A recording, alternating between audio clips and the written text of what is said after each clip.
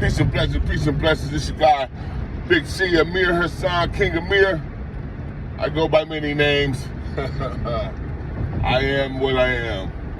But yeah, like and subscribe to my channel, man. This is a series I'm doing right now about the importance of us having a black family, man. And today, I want to talk about the importance of our black family and how important it is to our civilization and our health as a community. You know what I'm saying? As a community, our health is poor. Our credit is poor. Everything is poor. We get sick faster than everybody. We don't work together, so we don't have no institutions. So I thought about that, and I said, man, that's because our family unit is shot.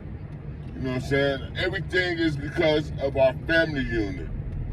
Our kids, our boys out here acting a fool, it's because of our family unit. Our girls out here disrespecting themselves, it's because of their family unit. They wouldn't do that with my grandma. My nieces, and they would be hiding. They wouldn't want grandma to see them. But nowadays, that's the thing, right? So, you know, I was looking at a video just now before I got on about why brothers don't fight no more. And the brothers is getting to it, and it was because a lot of brothers wasn't raised with their fathers in the house, right? And then if they was raised by a father, a lot of times them fathers was raised by a single woman. You know, so a lot of our kids, our men, are being raised by single women, and we all know that a woman can't teach no boy to be a man. So, you know, I know the importance of a father, because my father wasn't in my life, and when I got a stepfather, I thought he was gonna be cool, but he wasn't. So I rebelled and left. I left at 14. I left my house at 14, and I was on my own since. So when the images of manhood to me was like a guy named Walter used to stay across the street from us. He had a family. I don't know how he treated his family, but I know that he had his family. He had this truck that he had all these years, for about 40 years, and the truck stayed clean. And like every Saturday, he'd come out, do his truck, listen to some Earth, Wind & Fire, some Frankie Beverly. And my stepfather, he went to the service. My granddaddy, he was in World War II. He was a man, he stayed in the house, but he cheated and he gambled, you know. And so my uncles, I looked at them, they was gangsters, you know, they went to prison all the time. I was like, that was manhood to me, just that little shit right there. But I had to go to prison and study. I read Naeem Akbar's Vision for Black Men, and I read a lot of books, and I studied a lot of people in authority, and I studied strong male images and manhood images. And I come to the conclusion that a man, he is a practical person. He doesn't get all caught up in his emotions, and he makes practical decisions and is responsible and leads. Not only, you know, also you got to go into the Bible. He leads the community, going to the Quran. He leads the community, and he leads his family. And the man is in charge from the beginning. When Adam was put in charge of this world, they say that Eve made him sin. No, Adam sinned because he was disobedient to God. So we got to learn these, we got to remember these lessons and utilize them in our lives. So with the book of Proverbs and Solomon and you know, these wise words, these, you know, even psychology, you know, it's a lot. Strength, prayer. Prayer is first for a real man. Prayer and contemplation, no matter who you praying to. You might, if you think you're going up in your mind, praying to yourself, whatever it is. Get your mind right before you decide you want to have the responsibility of other people's lives and decisions in their lives. Get your mind right first. That's a man.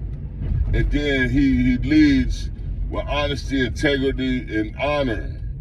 You know, and he raised his family and makes his foundation on concrete. That's a man. So that his foundation's on concrete, so that his karma and the stuff that he's doing could equal the same for his children. You know, sometimes our kids come out and they go astray. But we set an example. You know what I'm saying? The community sets an example. Right now we're experiencing social engineering. They're socially engineering our communities into ways of thinking, death, and destruction. You know, that's why we're lacking so much. So until the black man takes charge and be a man, you know, because, you know, just because you can harm somebody, you know, a lot of people operating off their emotions. That's like a big ass baby, man. You know what I'm saying? Like a 6-year-old, but this nigga done grew up to be 40 or 30 or 20, and he's strong, a big strong baby.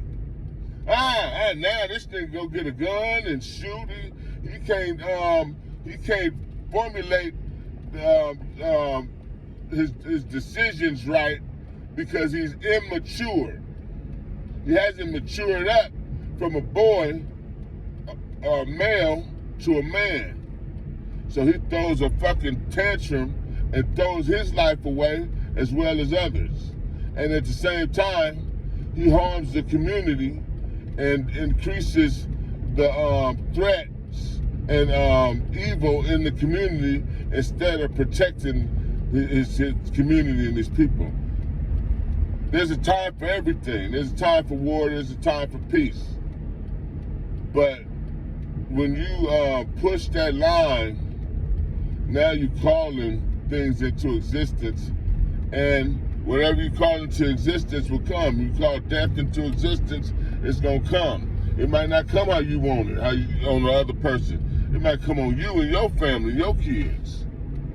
So when you call that stuff into existence, and you do things to bring it into existence, the evil, be careful. You know what I'm saying? Because evil the perversion and evil is not your friend. The devil, he's a slick son of a gun. He'll get you embrace him, and he'll turn on you. That's what the demons do. So, God is mercy, man. The man is mercy. The black man is mercy. The man is mercy. His mercy is over his wrath. But he's just. He has justice in his heart to do the right thing. And we don't have a lot of men like that. We don't have a lot of strong men that want to, we need to go against the ones in our society that's messing it up. We need security. Let's say we don't have a lot of men that want to go against that. We need to talk about this. I see these jail videos. We need to talk about jail, but we don't need to edify it and pump jail up like it was something good. It's failure, you know, for a man. You know what I'm saying? So we got to study manhood, y'all, and figure out what we need to do to have manhood pushed across the line as the line for black men in America, because we're up against a lot of stuff, and we got a lot of threats against us, from the government to to immigrants coming, to the other races in our you know, white people invented this racism thing, and it's just taking off on its own axis. You know what I'm saying? We don't have no problems with other people. I'm intrigued. I see an Indian store or a restaurant or a Mexican restaurant or something, I'm instantly like, hey man, let me go check this out. I like that food. You know what I'm saying? As well as my African restaurants. I like, you know, we go all over the world. and check it out and explore. But I would never. I don't know no people that's automatically like I don't like them because they white or they.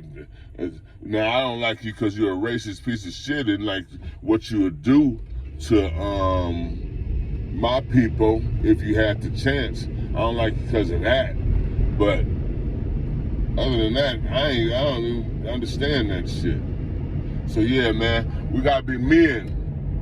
And we gotta come together. We gotta get jobs, businesses, build communities, wealth, and stores. We gotta establish banks and hospitals. We gotta, man, so much land and so much room out here in this country. You know what I'm saying? In this world, we could do whatever we want to do. Gas stations. You know what I'm saying? We gotta get our own shit, and that's just the bottom line. So be men, my brothers. That's today's topic. Let's stand up and be men and be honorable so we don't have to be running from nobody and tucking our head and tail like a punk and in somebody's jail, bending over and squatting and shit. Fuck all that shit. We're going to be men, we're going to raise these kids, and we're going to build communities. Then we're going to start forming groups. You know? It's all security. The first law of nature is self-preservation. If you're not trying to preserve yourself, use a crazy motherfucker and get on. Push. Peace and blessings.